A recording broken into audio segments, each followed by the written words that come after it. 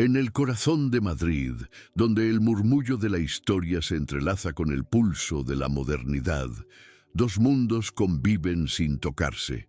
El lujo sereno del barrio de Salamanca, con sus fachadas señoriales y sus boutiques silenciosas, y la energía vibrante y trabajadora de barrios como Vallecas, donde la vida se gana con el sudor de cada día. Esa noche, en la cumbre de uno de esos mundos, dentro de un restaurante galardonado con estrellas que brillaban como promesas lejanas, el aire era tan denso que podía cortarse con un cuchillo. Sobre la mesa, dispuesta con una precisión casi quirúrgica, no solo había platos de alta cocina, reposaba el destino de un imperio y el futuro de miles de campos españoles. Un negocio de 100 millones de euros. A un lado, don Ricardo Montes, el patriarca de un vasto imperio de aceite de oliva. Su cabello era plateado como las hojas de los olivos bajo la luna, y en su mirada se acumulaba el cansancio de 1000 batallas empresariales, una sabiduría forjada en el cintus, riesgo y la intuición. Un hombre que lo había construido todo desde la nada. Frente a él se sentaba Javier Morales, el director ejecutivo de Química Sol. Era la encarnación del éxito moderno, carismático, impecable en su traje a medida y con una sonrisa que desarmaba, pero que no llegaba a sus ojos. Morales presentaba su creación, una fórmula de fertilizante que, según sus palabras, era una revolución. Prometía triplicar la producción de los olivares, convertir la tierra exhausta en un vergel inagotable y redefinir para siempre la agricultura de España. Entre las mesas se movía una figura silenciosa, casi invisible en aquel escenario de poder. Se llamaba Elena, una camarera de 27 años. Su rostro, de facciones suaves, era un lienzo donde se adivinaba una historia de pérdida y una fortaleza que pocos sabían ver. Cumplía su trabajo con una eficiencia discreta, rellenando copas de agua, retirando platos, ajena en apariencia al drama que se desarrollaba a pocos metros de ella. Pero sus ojos no eran los de una simple empleada, eran los de una guardiana. Mientras se inclinaba para servir el agua en la copa de don Ricardo, su mirada se desvió por un instante hacia los documentos que Morales había extendido sobre la mesa. Un gesto fugaz, casi imperceptible, pero fue suficiente. Vio un símbolo, una pequeña cadena de caracteres químicos que para otros no significaría nada. Para ella, sin embargo, fue como el eco de un trueno en un día despejado. Su corazón se detuvo y luego comenzó a latir con una furia sorda y dolorosa. Aquel símbolo no era una abstracción científica, era una cicatriz en su memoria, la llave que abría la puerta a un pasado que había intentado enterrar bajo las capas del anonimato y el miedo. Era la firma de su padre, la esencia de su trabajo, de su vida y finalmente de su muerte. Y ahora estaba allí, en manos del hombre que se lo había arrebatado todo, presentada como un trofeo de su propia cosecha. El mundo a su alrededor pareció desvanecerse. El murmullo de las conversaciones, el tintineo de los cubiertos, la luz cálida del restaurante, todo se convirtió en un zumbido lejano. Solo existían aquel papel y la rabia helada que recorría sus venas. Sabía que tenía una única oportunidad, un instante frágil que podía cambiarlo todo o destruirla para siempre. El miedo le atenazaba la garganta, pero una fuerza mayor, la del amor y la justicia, la empujó hacia adelante. Con un pretexto tan mundano como limpiar una gota de agua derramada sobre el mantel, se acercó al oído de don Ricardo. Su movimiento fue fluido, profesional, parte de la coreografía invisible del servicio. Nadie pareció notarlo. Y entonces, con un susurro apenas audible, tan bajo que pareció un pensamiento del propio magnate, pronunció las palabras que encenderían la mecha de una explosión inevitable. Esa fórmula es una farsa. Don Ricardo no se inmutó. Su rostro permaneció impasible, una máscara de piedra tallada por décadas de negociaciones. Pero sus ojos, por un brevísimo instante, se clavaron en los de la joven. En ellos no vio insolencia ni locura, vio una convicción tan pura y tan profunda que le heló la sangre. ¿Qué llevaba a una simple camarera a arriesgar su empleo y quizás mucho más para intervenir en un negocio de aquella magnitud? La semilla de la duda, pequeña pero poderosa, acababa de ser plantada, porque Elena no era una camarera cualquiera, era un secreto andante, un eco de una vida que le fue robada. Hija del doctor Mateo Ríos, un químico eminente de Jaén, había crecido en el corazón de Andalucía, no entre muñecas y juegos, sino entre probetas, ecuaciones y el aroma de la tierra mojada. Su infancia fue un laboratorio de sueños, donde aprendió que la ciencia no era solo conocimiento, sino una herramienta para hacer el bien. Su padre, Mateo, era un idealista, un hombre cuya inteligencia solo era superada por su bondad.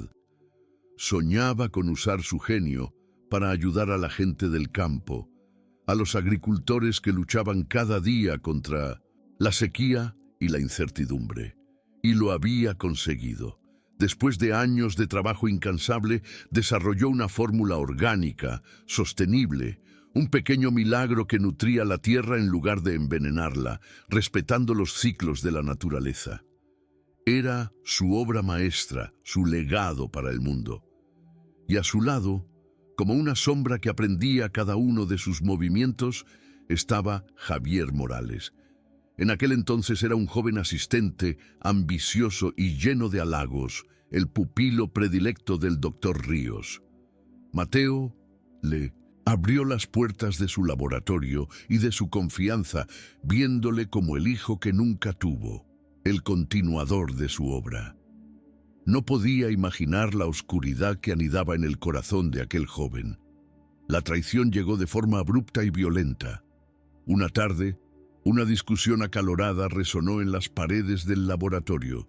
El tema era la patente de la fórmula. Mateo quería que fuera accesible para todos, un bien común.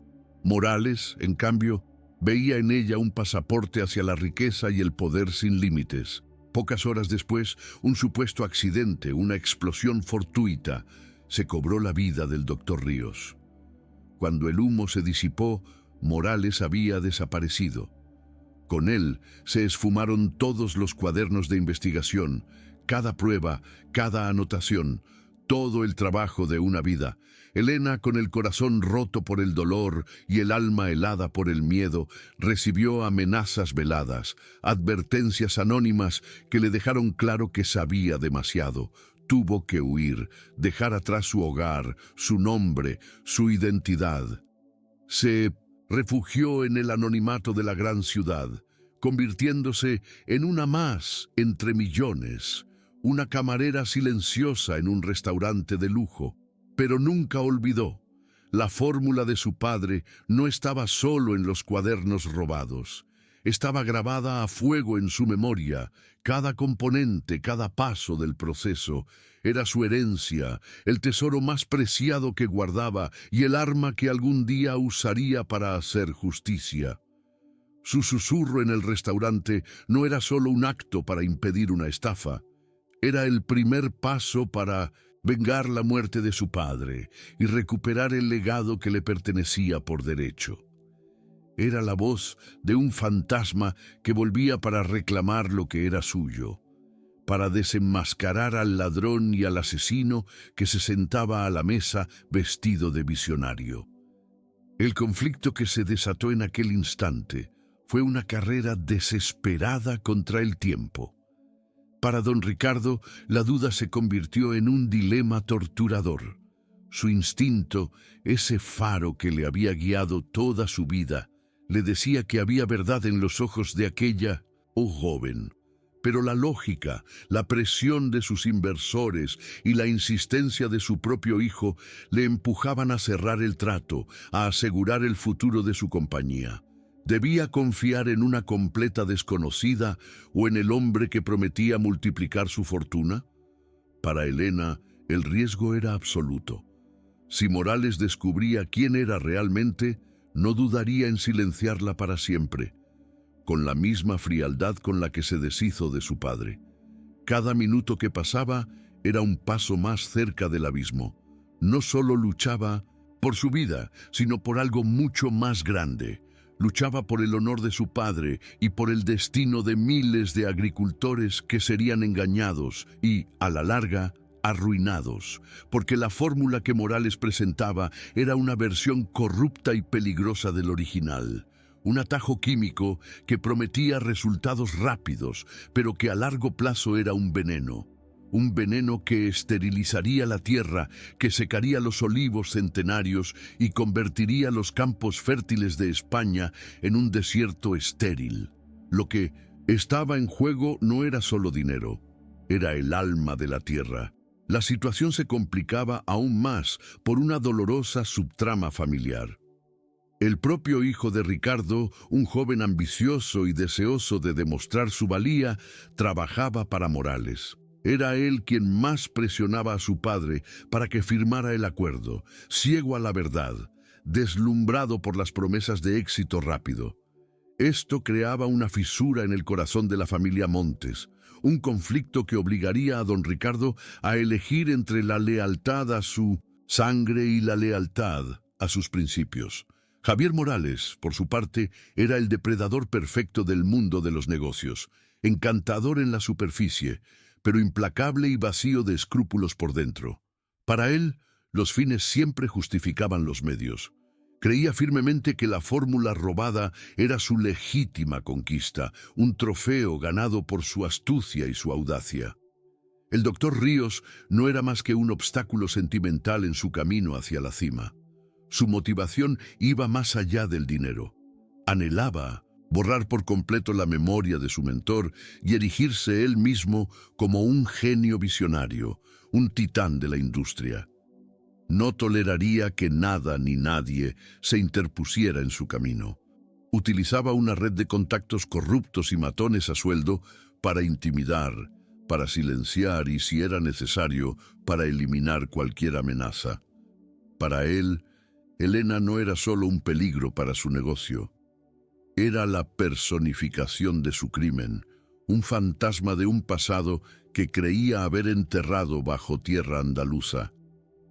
Su reaparición era una afrenta personal, una cuenta pendiente que debía saldar de una vez por todas. Morales representaba la fuerza aplastante de un sistema corrupto, una maquinaria poderosa contra la que Elena y Ricardo, una alianza tan improbable como necesaria, tendrían que luchar. La noche avanzaba en el restaurante y con cada segundo que pasaba, la tensión crecía. El postre llegó a la mesa, pero nadie lo tocó. Las sonrisas se habían vuelto forzadas, las palabras sonaban huecas. Don Ricardo observaba a Morales, buscando una grieta en su fachada perfecta. Y Morales, a su vez, sentía una extraña frialdad en el ambiente, sin saber aún que la amenaza no venía de un competidor, sino de la joven que acababa de retirarle el plato. Elena, de vuelta en la seguridad relativa de la cocina, sentía el temblor en sus manos. Había lanzado la primera piedra. Ahora solo podía esperar a ver las ondas que provocaría. ¿Había sido una locura? ¿O el primer acto de una justicia largo tiempo postergada? En el silencio de su corazón, sabía que ya no había vuelta atrás. La batalla por la verdad acababa de comenzar. En el corazón de Madrid, donde el murmullo de la historia se entrelaza con el pulso de la modernidad, dos mundos convivían sin apenas tocarse. Era noche cerrada en un restaurante de lujo, de esos cuyos galardones brillan en la puerta como estrellas lejanas. Dentro, el aire era tan denso que la tensión podía cortarse con un cuchillo. Sobre una mesa, dispuesta con una precisión casi quirúrgica, no solo había platos de alta cocina. Reposaba el destino de un imperio y el futuro de miles de campos españoles. Un negocio de 100 millones de euros. A un lado, don Ricardo Montes, el patriarca de un vasto imperio de aceite de oliva. Su cabello era plateado como las hojas de los olivos bajo la luna, y en su mirada se acumulaba la sabiduría forjada en el riesgo y la intuición. Frente a él, Javier Morales, el carismático y pulcro director de una empresa química, presentaba su creación revolucionaria. Entre ellos se movía Elena, una camarera de 27 años, una figura silenciosa y casi invisible. Al inclinarse para servir el agua, sus ojos captaron un símbolo en los documentos de Morales. Su corazón se detuvo. Con el pretexto de limpiar una gota derramada, se acercó al oído de don Ricardo y susurró 5 palabras que lo cambiarían todo.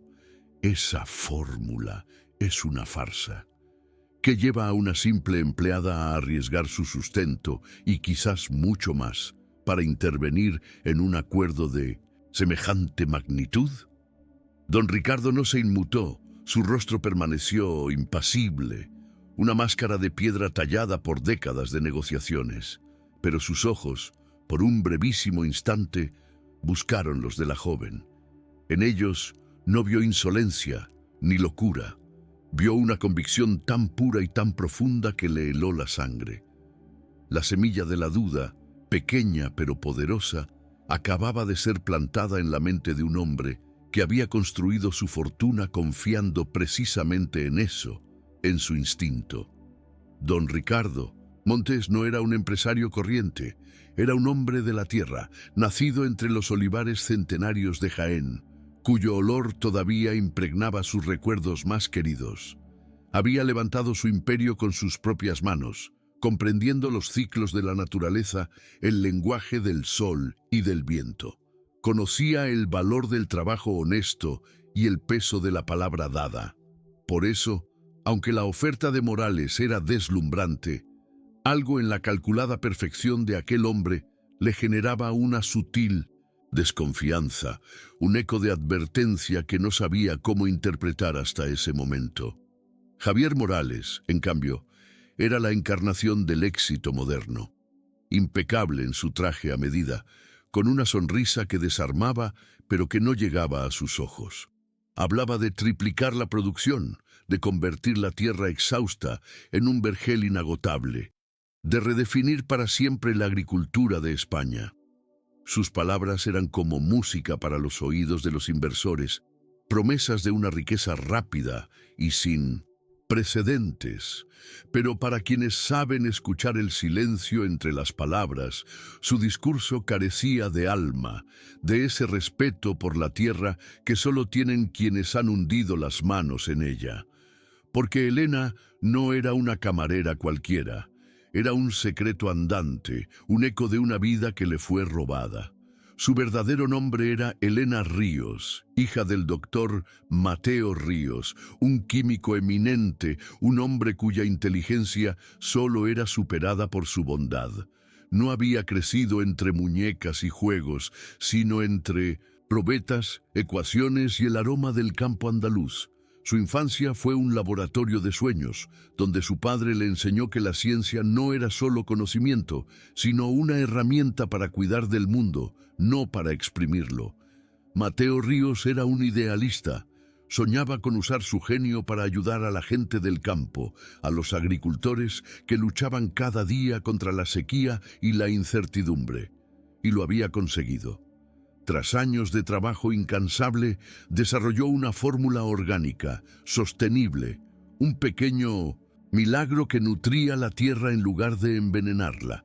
Era su obra maestra, su legado para las generaciones futuras, un regalo que no pretendía vender al mejor postor, sino compartir con quienes más lo necesitaban. A su lado, como una sombra que aprendía cada uno de sus movimientos, estaba Javier Morales. En aquel entonces era un joven asistente, ambicioso y lleno de halagos, el pupilo predilecto del doctor Ríos. Mateo le abrió las puertas de su laboratorio y de su confianza, viéndole como el hijo que nunca tuvo, el continuador de su obra. No podía imaginar la oscuridad que anidaba en el corazón de aquel joven, una ambición que no conocía límites ni lealtad. La traición llegó de forma abrupta y violenta. Una tarde, una discusión acalorada resonó en las paredes del laboratorio. El tema era la patente de la fórmula. Mateo quería que fuera accesible para todos. Morales veía en ella un pasaporte hacia el poder sin límites. Pocas horas después, un supuesto accidente, una explosión fortuita se cobró la vida del doctor Ríos. Cuando el humo se disipó, Morales había desaparecido. Con él se esfumaron todos los cuadernos de investigación, cada prueba, cada anotación. Elena, con el corazón roto por el dolor y el alma helada por el miedo, recibió amenazas veladas, advertencias anónimas que le dejaron claro que sabía demasiado. Tuvo que huir, dejar atrás su hogar, su nombre, su identidad. Se refugió en el anonimato de la gran ciudad, convirtiéndose en una más entre millones, una camarera silenciosa en un restaurante de lujo. Pero nunca olvidó, la fórmula de su padre no estaba solo en los cuadernos robados. Estaba grabada a fuego en su memoria, cada componente, cada paso del proceso. Era su herencia y el arma que algún día usaría para hacer justicia. De vuelta en la seguridad relativa de la cocina, sentía el temblor en sus manos. Había lanzado la primera piedra. Ahora solo podía esperar a ver las ondas que provocaría. Su susurro en el restaurante no era solo un acto para impedir una estafa. Era el primer paso para vengar la muerte de su padre y recuperar el legado que le pertenecía por derecho. Era la voz de un fantasma que volvía para reclamar lo que era suyo, para desenmascarar al ladrón que se sentaba a la mesa vestido de visionario. Lo que estaba en juego aquella noche iba mucho más allá de 100 millones de euros. Era una batalla por la verdad contra la mentira, por la integridad contra la codicia. La fórmula que Morales presentaba era una versión corrupta y peligrosa del original, un atajo químico que prometía resultados rápidos, pero que a largo plazo era un veneno que esterilizaría la tierra y convertiría los campos fértiles de España en un desierto. Era la lucha por el alma de la tierra, y acababa de comenzar en el lugar más inesperado. La cena terminó en un silencio tenso, cargado de preguntas sin respuesta. Don Ricardo se despidió de Morales con una cortesía gélida, una formalidad que no lograba ocultar la grieta que se había abierto en su confianza. Mientras su coche se deslizaba por las calles iluminadas de Madrid, ignoró la charla entusiasta de su hijo Guillermo, que iba a su lado detallando los beneficios del acuerdo. La mente del anciano empresario no estaba en los números ni en las proyecciones de beneficios. Estaba en el rostro de aquella joven camarera, en la desesperada sinceridad de sus ojos. Una vez en la soledad de su despacho, rodeado de los recuerdos de una vida de trabajo, don Ricardo hizo algo que no acostumbraba. Dejó a un lado los informes y los contratos y se sirvió una copa de brandy. Miró por la ventana la ciudad dormida y se preguntó cuántas veces su instinto le había salvado de la ruina. Era una voz silenciosa, una certeza que nacía en las entrañas y que rara vez se equivocaba. Y esa voz le gritaba ahora que algo estaba profundamente podrido en la propuesta de Química Sol. A la mañana siguiente dio una orden discreta a su jefe de seguridad, que averiguara todo lo posible sobre la camarera llamada Elena. Mientras tanto, en un modesto piso del barrio de Vallecas, Elena no podía dormir. El eco de su propio susurro resonaba en su cabeza como un tambor. El miedo era una criatura viva que le atenazaba el pecho. ¿Había firmado su sentencia de muerte? ¿O había dado el primer paso para recuperar su vida? Se levantó y caminó descalza hasta el salón. De un cajón sacó una vieja fotografía descolorida. En ella, un hombre sonriente con bata de laboratorio la abrazaba. Era su padre. Al sin mirar su rostro, la duda se desvaneció, reemplazada por una determinación fría y afilada como el acero. No luchaba solo por ella, luchaba por él. Los días siguientes fueron un juego de sombras. Don Ricardo recibió el informe sobre Elena, o más bien, la ausencia de un informe. Su historial parecía haber sido borrado. No había registros académicos, ni rastro de su familia, solo un documento de identidad emitido hacía pocos años en Madrid. Era un fantasma. Esta falta de información, en lugar de disuadirle, avivó su curiosidad. Al mismo tiempo, su hijo Guillermo, influenciado por Morales, aumentaba la presión. Le acusaba de ser un viejo anclado en el pasado, incapaz de ver el futuro. ¿Acaso no se daba cuenta de que Morales era la clave para que el Imperio Montes sobreviviera en el nuevo siglo? Javier Morales no era un hombre que dejara las cosas al azar. Sintió el cambio en la actitud de Ricardo, esa repentina distancia. A través de Guillermo, supo de la vacilación del patriarca. Bimodichu inmediato activó su propia red de vigilancia. No tardaron en señalarle a la camarera que había servido su mesa aquella noche. Una simple empleada. ¿Qué podría haber dicho para hacer dudar a un tiburón como Montes? Aunque le parecía improbable, no subestimaba ninguna amenaza. Ordenó a sus hombres que la vigilaran de cerca, que averiguaran quién era y qué quería. La simple posibilidad de que alguien conociera su pasado era un riesgo que no podía correr. Fue entonces cuando Elena recibió un mensaje, una nota sin firmar deslizada bajo su puerta, con una dirección y una hora. No había remitente, pero su corazón le dijo de quién se trataba. Acudió a la cita con el alma en vilo, esperando encontrar a un matón de Morales, pero en su lugar, en un banco apartado del Parque del Retiro, la esperaba don Ricardo Montes. El anciano la miró con sus ojos penetrantes, sin rodeos. Le pidió que le contara su historia, y Elena, por primera vez en años, abrió las compuertas de su pasado. Habló de su padre, de su genio y su bondad. Describió la fórmula original, no con la precisión de un químico, sino con el amor de una hija que había visto nacer un milagro. Explicó cómo la creación de su padre respetaba la tierra, cómo trabajaba en simbiosis con la naturaleza, nutriéndola para el futuro. Luego, con la voz quebrada por el dolor, relató la traición de Morales, el robo, el fuego y la muerte. No tenía pruebas físicas, no quedaba nada de los cuadernos de su padre. Su única prueba era ella misma, su memoria, el conocimiento que llevaba grabado en el alma. Don Ricardo la escuchó en silencio, sin interrumpirla. Vio las lágrimas contenidas en sus ojos, pero también vio la fuerza inquebrantable de su convicción. Cuando Elena terminó de hablar, el anciano no dijo nada durante un largo rato. Simplemente observaba los árboles, las familias que paseaban, la vida que fluía a su alrededor. Vio en ella el reflejo de los valores que él mismo había defendido al principio de su carrera, antes de que el cinismo y las cifras se convirtieran en su único idioma. Vio la verdad. La amenaza no tardó en materializarse.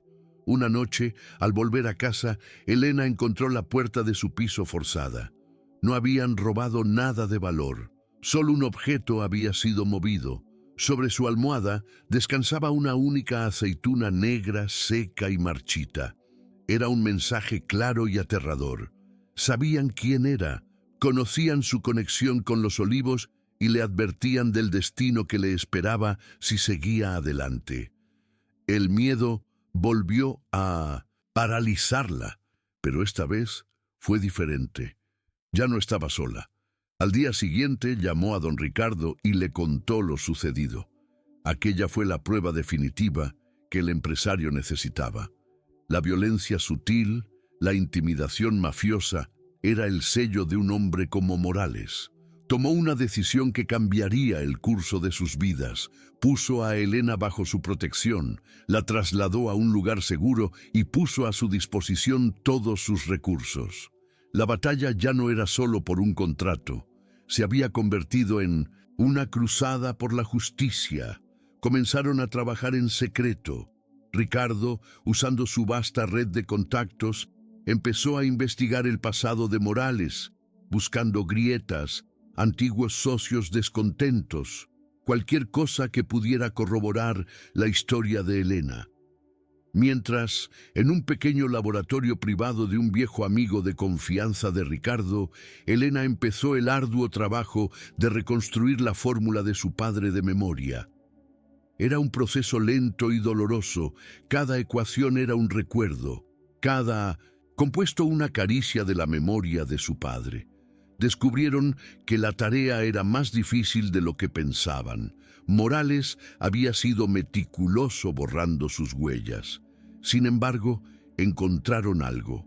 Un pequeño agricultor en la ruina, cerca de Córdoba, que había sido uno de los primeros en probar un fertilizante experimental de Química Sol hacía un par de años. Sus tierras, antes fértiles, eran ahora un páramo estéril. Su historia era un presagio desolador de lo que le esperaba a todo el campo español si el acuerdo se firmaba. Este descubrimiento encendió una nueva llama en Elena. Ya no se trataba solo de venganza o de recuperar el legado de su padre.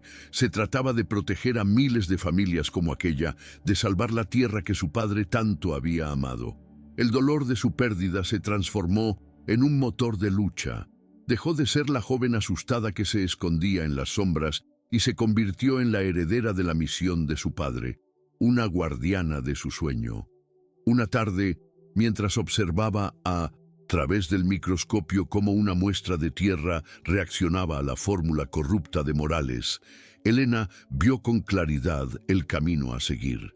Vio la maldad en forma de ciencia, la codicia destilando veneno.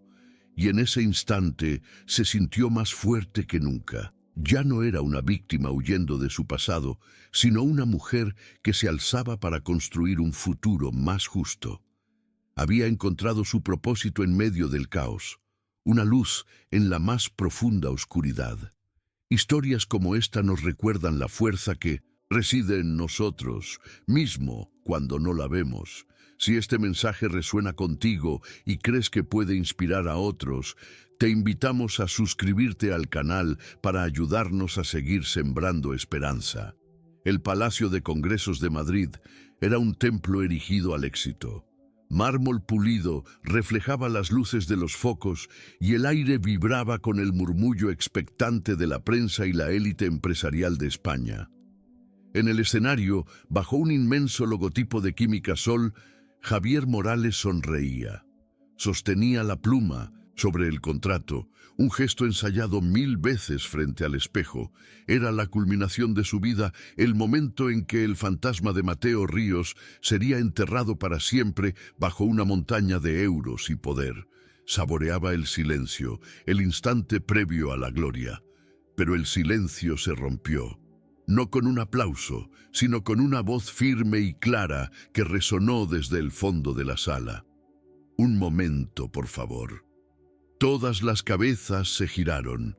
Allí, de pie, se encontraban don Ricardo Montes y a su lado, Elena.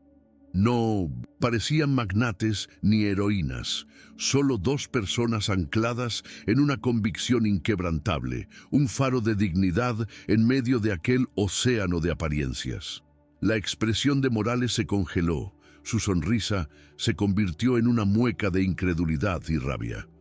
Antes de que la seguridad pudiera reaccionar, las pantallas gigantes que flanqueaban el escenario parpadearon.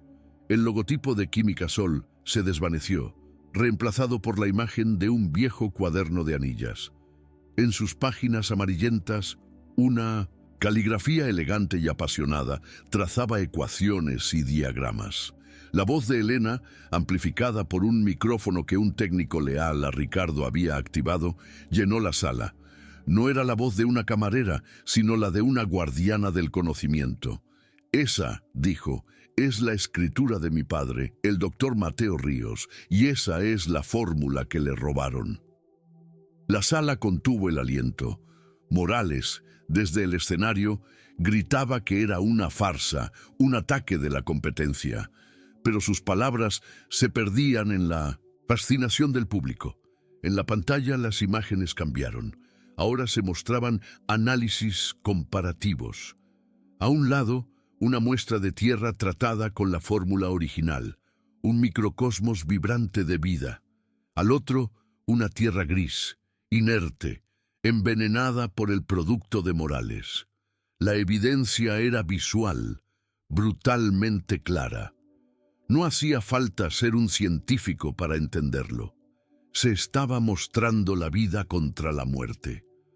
Fue entonces cuando apareció el rostro de un hombre en la pantalla. Un hombre mayor, de mirada asustada pero decidida. Era un antiguo técnico del laboratorio, un testigo silencioso cuyo remordimiento había pesado sobre él durante años. Con la voz temblorosa, confesó. Relató la acalorada discusión entre Mateo y Morales. Describió la manipulación deliberada de una válvula de gas, el sabotaje que provocó la explosión. No fue un accidente, dijo, mientras las lágrimas surcaban su rostro. Fue un asesinato. El caos se desató. Los flashes de las cámaras eran como relámpagos en una tormenta. Los periodistas gritaban preguntas. La máscara de Morales se hizo añicos, revelando la bestia acorralada que había debajo. Con un gesto salvaje señaló a Elena. Sus hombres, matones de traje caro mezclados entre el público, se movieron hacia ella. La verdad había salido a la luz, pero la batalla por la supervivencia acababa de empezar. Ricardo la empujó hacia una salida lateral y la persecución comenzó. Dejaron atrás el lujo y el glamour para adentrarse en las entrañas del edificio, un laberinto de pasillos de servicio, tuberías y hormigón desnudo. El eco de sus pasos y los gritos de sus perseguidores rebotaban en las paredes. Era el mundo real chocando contra la fachada de poder, la cruda violencia persiguiendo a la frágil verdad. Mientras tanto, en la primera fila, Guillermo Montes lo había visto todo. Vio la verdad en el testimonio del técnico, vio la culpa en el rostro descompuesto de Morales y, sobre todo, vio el coraje de su padre, un anciano luchando por algo más grande que el dinero. La venda de la ambición cayó de sus ojos y por primera vez en mucho tiempo supo lo que tenía que hacer. Se levantó y en medio de la confusión se movió en dirección opuesta a su padre. Elena y Ricardo llegaron a un callejón sin salida, una zona de carga con las puertas metálicas cerradas. Estaban atrapados. Los pasos de los matones se acercaban, pesados y amenazantes. Ricardo se interpuso entre ellos y Elena, un viejo león dispuesto a proteger a la cría hasta el lino espina. Final. En ese instante de tensión máxima, una puerta se abrió a su lado. Era Guillermo. «Rápido, por aquí», susurró. La mirada de Ricardo se llenó de una mezcla de sorpresa, alivio y un orgullo que no sentía en años. Guillermo no los condujo a la salida, sino de vuelta hacia el vestíbulo principal, donde sabía que la policía, alertada por el equipo de Ricardo, ya estaría llegando. Era una jugada arriesgada, una trampa calculada. Al salir de los pasillos de servicio, se encontraron de frente con Morales, que intentaba huir de la prensa, el depredador y sus presas, cara a cara, bajo la atenta mirada de docenas de cámaras. El enfrentamiento final no fue de gritos, sino de una quietud demoledora. «Javier», dijo Guillermo, con una calma que helaba la sangre, «se me olvidó darte esto», y le tendió una pequeña memoria USB. «Es una copia de tus servidores. Incluye las transferencias que hiciste al técnico del laboratorio y los planes para comprar las tierras arruinadas a precio de saldo. El rostro de Morales se desmoronó. No fue la evidencia científica ni el testimonio lo que le derrotó, sino la traición de la única persona que creía tener bajo su control. En ese momento, las puertas principales se abrieron y la policía entró. El círculo se había cerrado. El sonido seco de las esposas al cerrarse sobre las muñecas de Morales fue el punto final de una era de mentiras. Su imperio, construido sobre el robo y la muerte, se derrumbó en directo ante todo el país. Elena observó la escena, no con euforia, sino con una profunda y agotada sensación de paz. El peso que había llevado sobre sus hombros durante tantos años, finalmente se había desvanecido. De pie, junto a Ricardo y su hijo ahora reencontrado, miró a través de los ventanales la ciudad que se extendía a sus pies. La justicia a veces tarda en llegar. A veces exige sacrificios impensables y un coraje que no sabíamos que poseíamos. Pero, como la buena tierra que su padre soñaba con cultivar, la verdad, si se cuida y se defiende, siempre acaba por florecer, incluso en el más duro de los inviernos. La memoria de Mateo Ríos ya no era un secreto doloroso, sino una luz que brillaba para todos. La jornada de Elena y Ricardo nos enseña que la compasión y la integridad son la luz más poderosa, capaces de abrirse paso en la más profunda oscuridad. Si deseas que más historias como esta iluminen otros corazones, tu suscripción al canal nos da la fuerza para continuar esta misión. Gracias por acompañarnos. Cuando las luces de la policía dejaron de teñir de azul las paredes de mármol y el último periodista se hubo marchado en busca de un titular, un silencio denso y pesado descendió sobre el Palacio de Congresos. Era el silencio que sigue a las grandes tormentas, cuando el aire todavía huele a ozono y la destrucción y la calma conviven en un extraño equilibrio. Javier Morales ya no estaba. Su arrogancia, su poder, su imperio de mentiras se habían desvanecido con el sonido seco de unas esposas cerrándose. Quedaban solo los ecos de la verdad revelada y tres figuras inmóviles en medio del vestíbulo vacío. Un anciano, su hijo y una joven que acababa de recuperar su nombre. El viaje de vuelta en el coche de don Ricardo se hizo sin apenas palabras. No eran necesarias. Guillermo, sentado en el asiento del copiloto, miraba fijamente la carretera, pero su mente estaba en otro lugar, reviviendo su propia ceguera, el abismo al que su ambición casi le había arrastrado. En el asiento trasero, Elena observaba las luces de Madrid pasar a través de la ventanilla. Ya no eran las luces de una ciudad hostil en la que se escondía, sino las de un hogar que por primera vez sentía como propio.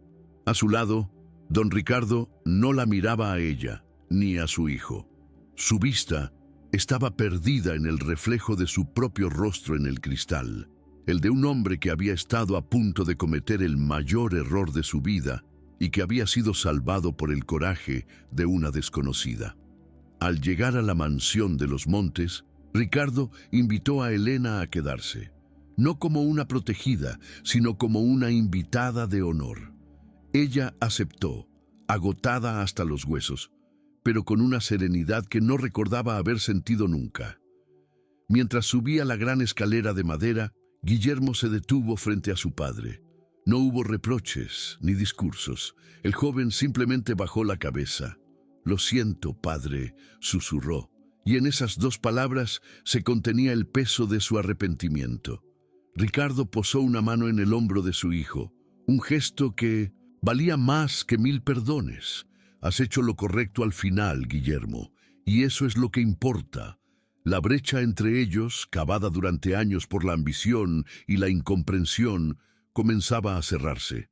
Esa noche, en una habitación cuyas ventanas daban a un jardín silencioso, Elena no luchó contra los fantasmas del pasado. Por primera vez en años, durmió. Fue un sueño profundo, sin sobresaltos, el descanso de un alma que por fin ha encontrado la paz.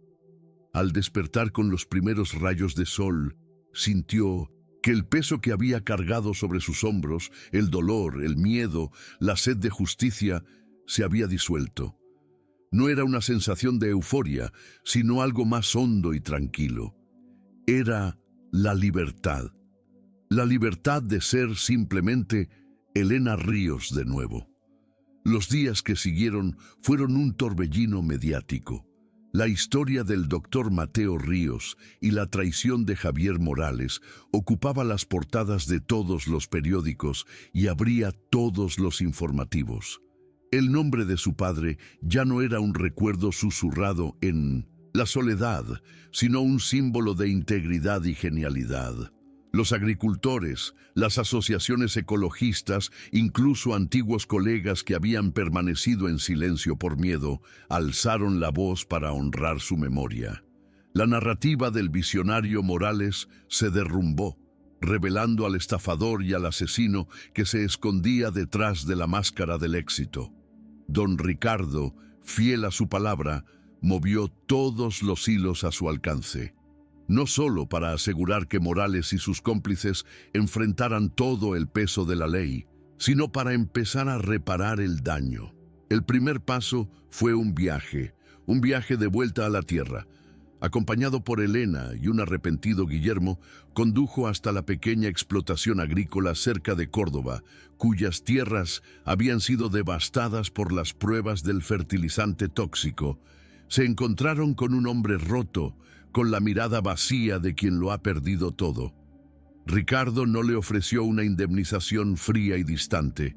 Se sentó con él en el porche de su casa agrietada y le habló de agricultor a agricultor. Le habló de la tierra, de la paciencia, de la resiliencia, y luego le hizo una promesa. No solo le ayudaría a recuperar sus tierras, sino que su finca se convertiría en el proyecto piloto para la implementación de la verdadera fórmula del Dr. Ríos. Sería el primer campo en florecer de nuevo, un símbolo viviente de la resurrección. Por primera vez en mucho tiempo, una chispa de esperanza brilló en los ojos de aquel hombre. Para Elena, volver a un laboratorio fue como volver a casa. Ricardo había puesto a su disposición las mejores instalaciones de su empresa. Al principio, sus manos temblaban al sostener una probeta. Los olores de los compuestos químicos le traían ecos dolorosos del pasado. Pero poco a poco, el recuerdo de la alegría de su padre, de su pasión por el descubrimiento, se impuso al trauma. Ya no trabajaba movida por la venganza, sino por la creación. Cada paso de la fórmula que recreaba era un homenaje, un acto de amor que traía de vuelta a la vida el sueño de su padre. Guillermo encontró su redención en el trabajo humilde. Renunció a su puesto directivo y pidió a su padre que le dejara empezar desde abajo, supervisando la restauración de la finca en Córdoba. Pasaba sus días bajo el sol, con las manos manchadas de tierra, aprendiendo de los jornaleros, escuchando sus historias. Estaba deshaciendo el camino de la arrogancia y construyendo uno nuevo basado en el respeto y el esfuerzo. Y en ese proceso, no solo se ganaba el perdón de su padre, sino también el suyo propio. La noticia de la fórmula original, la verdadera, se extendió como un reguero de pólvora por el campo español. Despertó un interés inmenso, no solo por sus promesas de productividad, sino por su filosofía. Era una ciencia que no buscaba dominar la naturaleza, sino colaborar con ella. Representaba un cambio de paradigma, un retorno a una sabiduría ancestral apoyada en el conocimiento moderno. Don Ricardo comprendió que el legado de Mateo Ríos era mucho más grande que una simple patente. Por ello, tomó una decisión que sorprendió a todo el mundo empresarial: anunció la creación de la Fundación Mateo Ríos, una organización sin ánimo de lucro dedicada a la investigación y desarrollo de prácticas agrícolas sostenibles. La fórmula no sería vendida al mejor postor, sino que se compartiría a través de cooperativas y programas de formación, asegurando que su beneficio llegara a quienes más lo necesitaban, tal y como el doctor Ríos siempre había soñado. Elena fue nombrada directora de investigación de la Fundación. Aceptó el cargo no como un premio, sino como una responsabilidad sagrada. Su vida ya no estaría definida por la sombra de su pérdida, sino por la luz del propósito que había encontrado. Se convirtió en la guardiana y la continuadora del legado de su padre, asegurando que su genio floreciera en los campos de España, nutriendo la tierra y a su gente para las generaciones venideras. El proceso judicial contra Morales fue largo y complejo, pero la evidencia era abrumadora. La verdad, una vez liberada, es una fuerza imparable. Su caída arrastró a una red de corrupción que había permanecido oculta durante años, limpiando parte de un sistema que había permitido que depredadores como él prosperaran. La justicia, aunque lenta, seguía su curso inexorable, mientras, en Andalucía, la tierra comenzaba a sanar. Los primeros brotes verdes asomaban en los campos que se creían muertos. Era un proceso lento que requería paciencia y fe, las mismas virtudes que un buen agricultor conoce bien. Cada pequeña hoja era una victoria, un testimonio del poder de la naturaleza para recuperarse cuando se la trata con respeto. Una tarde, mientras el sol se ponía tiñendo de oro los olivares, Elena, Ricardo y Guillermo paseaban por la finca recuperada. El aire olía a tierra húmeda y a futuro. Ya no eran el magnate, el heredero y la víctima. Eran tres personas unidas por una lucha común. Tres almas que habían encontrado en la adversidad una versión mejor de sí mismas. Habían aprendido que la verdadera riqueza no está en lo que se acumula, sino en lo que se cultiva y se comparte.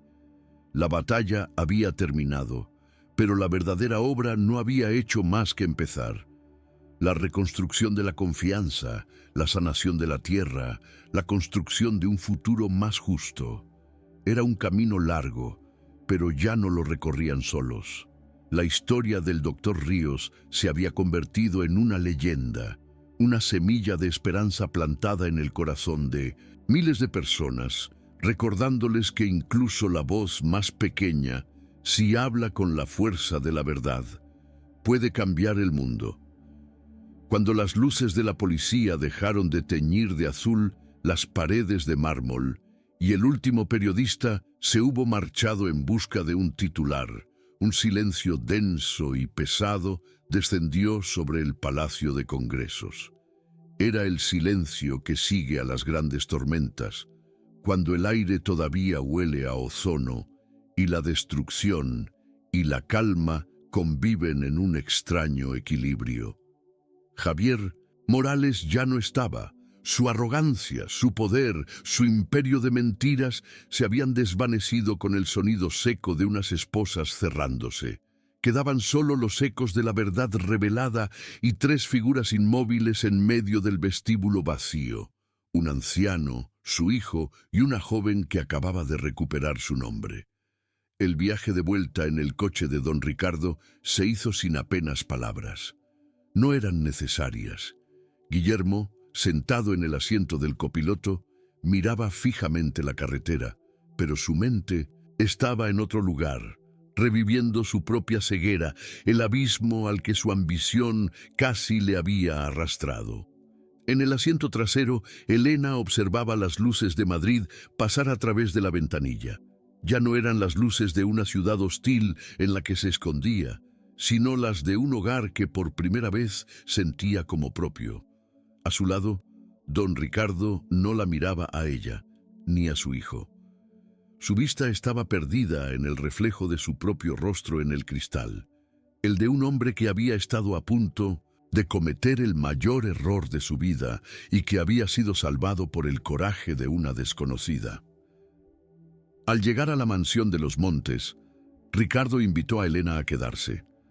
No como una protegida, sino como una invitada de honor. Ella aceptó, agotada hasta los huesos, pero con una serenidad que no recordaba haber sentido nunca. Mientras subía la gran escalera de madera, Guillermo se detuvo frente a su padre. No hubo reproches ni discursos. El joven simplemente bajó la cabeza. «Lo siento, padre», susurró, y en esas dos palabras se contenía el peso de su arrepentimiento. Ricardo posó una mano en el hombro de su hijo, un gesto que valía más que 1000 perdones. «Has hecho lo correcto al final, Guillermo, y eso es lo que importa». La brecha entre ellos, cavada durante años por la ambición y la incomprensión, comenzaba a cerrarse. Esa noche, en una habitación cuyas ventanas daban a un jardín silencioso, Elena no luchó contra los fantasmas del pasado. Por primera vez en años, durmió. Fue un sueño profundo, sin sobresaltos, el descanso de un alma que por fin ha encontrado la paz. Al despertar con los primeros rayos de sol, sintió que el peso que había cargado sobre sus hombros, el dolor, el miedo, la sed de justicia, se había disuelto. No era una sensación de euforia, sino algo más hondo y tranquilo. Era la libertad de ser simplemente Elena Ríos de nuevo. Los días que siguieron fueron un torbellino mediático. La historia del doctor Mateo Ríos y la traición de Javier Morales ocupaba las portadas de todos los periódicos y abría todos los informativos. El nombre de su padre ya no era un recuerdo susurrado en la soledad, sino un símbolo de integridad y genialidad. Los agricultores, las asociaciones ecologistas, incluso antiguos colegas que habían permanecido en silencio por miedo, alzaron la voz para honrar su memoria. La narrativa del visionario Morales se derrumbó, revelando al estafador y al asesino que se escondía detrás de la máscara del éxito. Don Ricardo, fiel a su palabra, movió todos los hilos a su alcance, no solo para asegurar que Morales y sus cómplices enfrentaran todo el peso de la ley, sino para empezar a reparar el daño. El primer paso fue un viaje de vuelta a la tierra. Acompañado por Elena y un arrepentido Guillermo, condujo hasta la pequeña explotación agrícola cerca de Córdoba, cuyas tierras habían sido devastadas por las pruebas del fertilizante tóxico. Se encontraron con un hombre roto, con la mirada vacía de quien lo ha perdido todo. Ricardo no le ofreció una indemnización fría y distante. Se sentó con él en el porche de su casa agrietada y le habló de agricultor a agricultor. Le habló de la tierra, de la paciencia, de la resiliencia, y luego le hizo una promesa. No solo le ayudaría a recuperar sus tierras, sino que su finca se convertiría en el proyecto piloto para la implementación de la verdadera fórmula del doctor Ríos. Sería el primer campo en florecer de nuevo, un símbolo viviente de la resurrección. Por primera vez en mucho tiempo, una chispa de esperanza brilló en los ojos de aquel hombre. Para Elena, volver a un laboratorio fue como volver a casa. Ricardo había puesto a su disposición las mejores instalaciones de su empresa. Al principio, sus manos temblaban al sostener una probeta.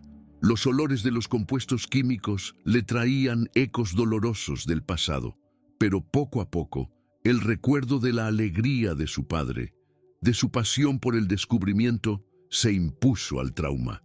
Ya no trabajaba movida por la venganza, sino por la creación. Cada paso de la fórmula que recreaba era un homenaje, un acto de amor que traía de vuelta a la vida el sueño de su padre. Guillermo encontró su redención en el trabajo humilde. Renunció a su puesto directivo y pidió a su padre que le dejara empezar desde abajo, supervisando la restauración de la finca en Córdoba. Pasaba sus días bajo el sol, con las manos manchadas de tierra, aprendiendo de los jornaleros, escuchando sus historias. Estaba deshaciendo el camino de la arrogancia y construyendo uno nuevo basado en el respeto y el esfuerzo. Y en ese proceso, no solo se ganaba el perdón de su padre, sino también el suyo propio. La noticia de la fórmula original, la verdadera, se extendió como un reguero de pólvora por el campo español. Despertó un interés inmenso, no solo por sus promesas de productividad, sino por su filosofía. Era una ciencia que no buscaba dominar la naturaleza, sino colaborar con ella.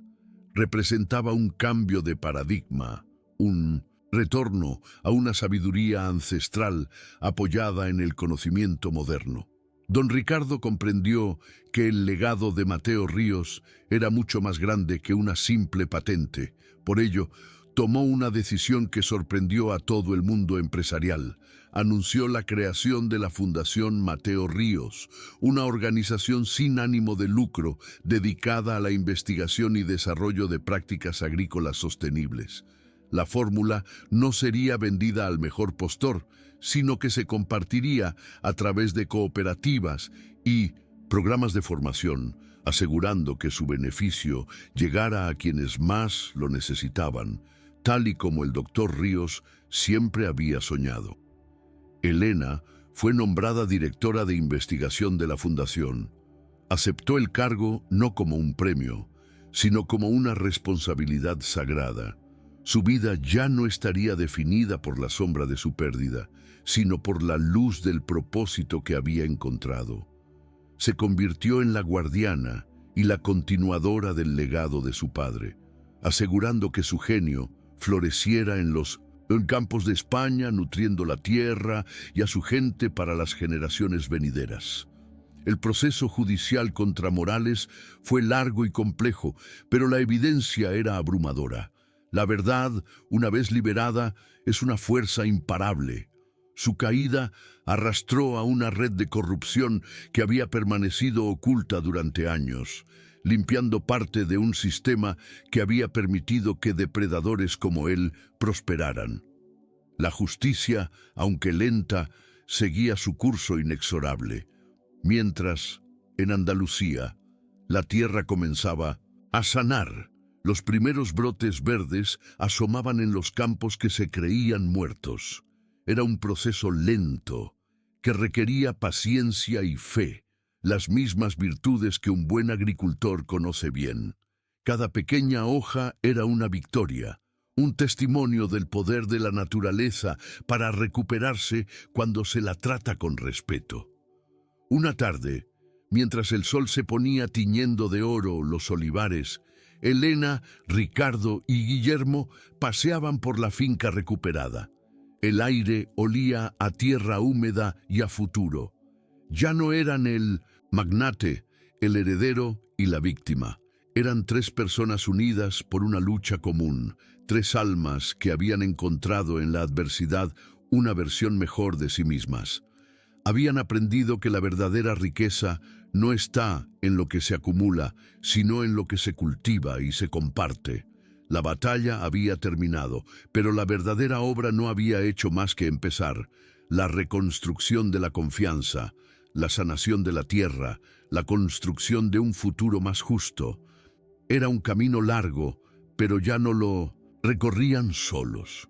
La historia del doctor Ríos se había convertido en una leyenda, una semilla de esperanza plantada en el corazón de miles de personas, recordándoles que incluso la voz más pequeña, si habla con la fuerza de la verdad, puede cambiar el mundo. La jornada de Elena y Ricardo nos enseña que la compasión y la integridad son la luz más poderosa, capaces de abrirse paso en la más profunda oscuridad. Si deseas que más historias como esta iluminen otros corazones, tu suscripción al canal nos da la fuerza para continuar esta misión. Gracias por acompañarnos.